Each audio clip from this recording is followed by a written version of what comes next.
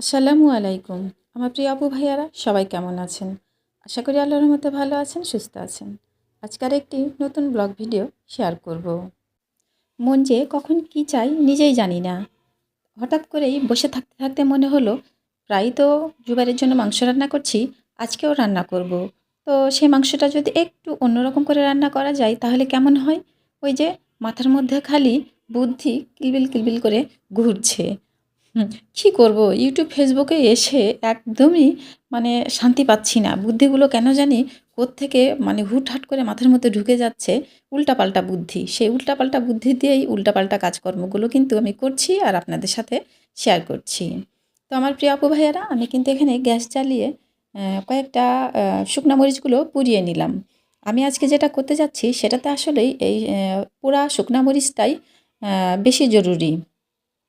তো তারপরে দিয়ে দিলাম কড়াইয়ে দিয়েছি এবার কিছু রসুন আর কিছু পেঁয়াজ আর কিন্তু একটু আদাও দিয়েছি। এগুলো একটু হালকা পুড়িয়ে নিব। আসলে এগুলো ভেজে নিব না, এগুলো কিন্তু পুড়িয়ে নিব। আর এগুলো তো গ্যাসের চুলায় মরিচের মতো করে পোড়াতে পারবো না, তাই কড়াই দিয়ে একটু হালকা পুড়িয়ে নিলাম। নিয়ে এবার আমি দিয়ে দিলাম উম, জিরা। এই জিরাগুলো কিন্তু হালকা একদম ভেজে নিব। ওই যে এগুলো পোড়াতে পারবো না, তাই এগুলো ভেজে নিচ্ছি। তবে খুবই ভাজবো না, কিন্তু একেবারেই কম ভেজে নেব। এরপরে দিয়ে দিব কিছু গোটা গরম মশলা। এই গরম মশলাগুলোও কিন্তু একটু পুড়িয়ে নিব, মানে এগুলোও হালকা ভেজে নিব। এগুলো বেশি ভাজবো না, তবে এগুলো একটু কড়াইয়ে দিয়ে নাড়াচাড়া করে কিন্তু এগুলো আমি রেখে দিলাম। তারপরে কিন্তু এগুলো উঠিয়ে নিয়েছি।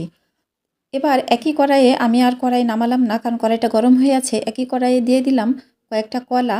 কলা কয়েকটা বলতে ২টা কলা এখানে আছে, আমি অর্ধেক করে নিয়েছি। আর দিয়ে দিলাম কয়েকটা গোটা পেঁয়াজ আর গোটা রসুনের কোয়াগুলো দিয়ে ঢেকে দিলাম। একেবারেই অল্প আঁচে রেখে দিলাম চুলার ওপরে। ওটা আস্তে আস্তে হতে থাক, আর আমি এই ফাঁকে এই গরম গরম মশলাগুলো সব সুন্দর করে পাটায় বেটে নিই। আমার প্রিয় আপু ভাইয়ারা, এতক্ষণ পর্যন্ত আমার সাথে আপনারা যারা আছেন তাদেরকে অসংখ্য ধন্যবাদ ও অনেক অনেক ভালোবাসা। আর প্লিজ আপনারা লাইক দিয়ে ভিডিওটা দেখা শুরু করবেন, আর আমাকে অবশ্যই ওয়াচ টাইম দিবেন। আপনাদেরকে ছাড়া আমি কখনোই সফলতা অর্জন করতে পারবো না।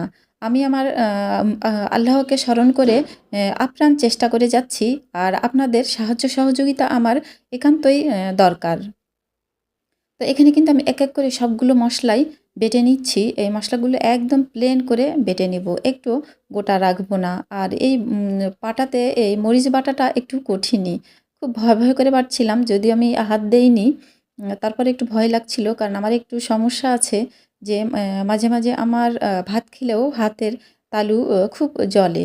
তো যাই হোক, কারণ আমি যে রান্নাটা করতে যাচ্ছি মাংস, সেটাতে আমার এই এই ধরনের বাটা মশলাটাই বেশি দরকার। তার জন্যই আমি এই কষ্টটা আজকে করতে এসেছি। তো যাই হোক, মন চাইছে কি করব, মনকে তো প্রাধান্য দিতেই হবে। মশলা বাটাবাটি কাজ শেষ করে এখানে চলে আসলাম আবার সেই কলাগুলো, পেঁয়াজ রসুনগুলো দেখতে, যে কতটা সেদ্ধ হলো। তো এখনও পুরোপুরি সেদ্ধ হয়নি, আরও কিছুটা সেদ্ধ হবে। তো উল্টে পাল্টে এগুলো কিন্তু আমি আবার সুন্দর করে ঢেকে রেখে দেব, ঠিক আগের মতো করে একেবারেই অল্প আছে। কারণ এখানে যেহেতু আমি একটুও পানি দিচ্ছি না, তাই তো একেবারেই অল্প আছে যদি এগুলো রেখে দিই তাহলে কিন্তু আলহামদুলিল্লাহ সুন্দর সেদ্ধ হয়ে যাবে। তো এটাও রেখে দিলাম, এটা থাক ওভাবেই তাপে। আর এদিকে যেহেতু মশলা বাটাবাটি আমার হয়ে গেছে, তো আমি এখন মাংসটা রান্না শুরু করে দিই। কারণ মাংসটা রান্না করতে কিন্তু সময় লাগবে, যেহেতু আমি আজকে খাসির মাংস রান্না করছি। তো যে মশলাগুলো আমি বেটে রেখেছিলাম সেই মশলাগুলো কিন্তু সব এক এক করে আমি দিয়ে দিচ্ছি। তবে হ্যাঁ, পুরোটাই দিব না, যতটুকু পরিমাণ আমার লাগবে ঠিক ততটুকুই আমি দিব, তাই দিলাম। আর সঙ্গে কিন্তু আমি কিছু পেঁয়াজ কুচি দিয়েছি আর একটা টমেটোও দিয়ে দিয়েছি।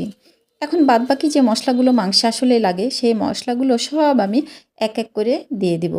তো আমার প্রিয় আপু ভাইয়ারা, সবাই এই গরমে কে কেমন আছেন জানি না। আমি তো প্রত্যেক দিনই গুড়ের শরবত খাচ্ছি, আমার জুবেরকে খাওয়াচ্ছি। ওর আব্বুও খায়, কিন্তু জানি না, আসলে আল্লাহ পাক ভালো জানেন, এত সতর্ক সাবধান থাকার পরেও আমার সমস্যা হয়ে গেছে। আমি একটু সমস্যায় আছি শারীরিক দিক থেকে। তো যাই হোক, পরে সে বিষয়টা শেয়ার করব।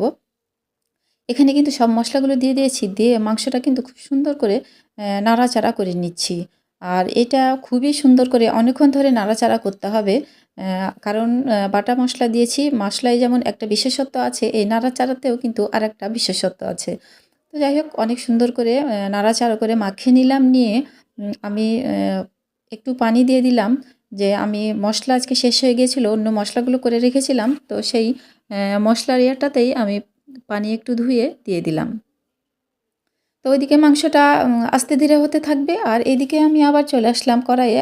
কলাগুলো কিন্তু সেদ্ধ হয়ে গেছে পুরোপুরি, কলাগুলো উঠিয়ে রেখে দিলাম, আর সেই কড়াই দিয়ে দিলাম একটু শুকনা মরিচ, মরিচগুলো সুন্দর করে ভেজে নিলাম, নিয়ে ভাবলাম যে বসে না থেকে এগুলো একটু ঝটপট ভর্তা করে নিই। আজকে কিন্তু আমি কলা ভর্তাও করছি, আর এই কলা ভর্তাটা কিন্তু আমি পুড়িয়েই করছি। আসলেই মাটির চুলা না, যে চুলার ভেতরে দিয়ে পুড়িয়ে নিব, তো চুলার ভেতরে দিয়ে আসলে পুড়ালে কেমন হবে আমি জানি না, তবে খুবই অল্প আছে গ্যাসে আমি এভাবে পুড়িয়ে নিলাম।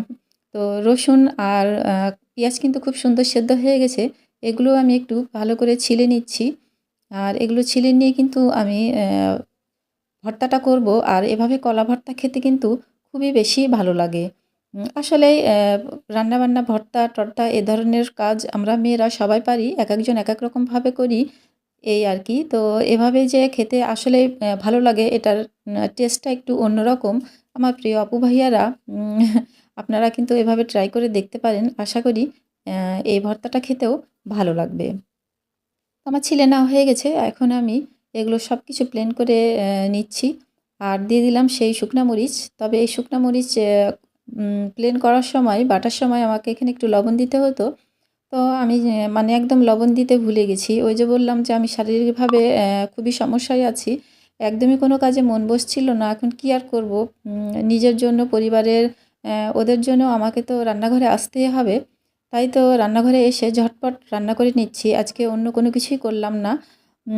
এই কলা ভর্তাটা আমার শরীরের জন্য আর বেশি দরকার, তাই তো কলাটা নিয়ে আসালাম, ভর্তা করে নিলাম একটু অন্যরকম করে, আর আমার প্রিয় আপু ভাইয়াদের সাথে সেটা শেয়ার করে নিচ্ছি।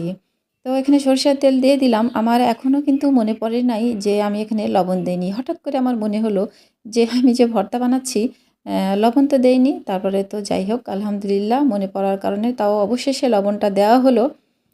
লবণটা দিলাম, দিয়ে সুন্দর করে মাখিয়ে নিচ্ছি। আসলে ভর্তা, হাতে মাখা কোনো খাবার কিন্তু মাখামাখির ওপরেই টেস্ট।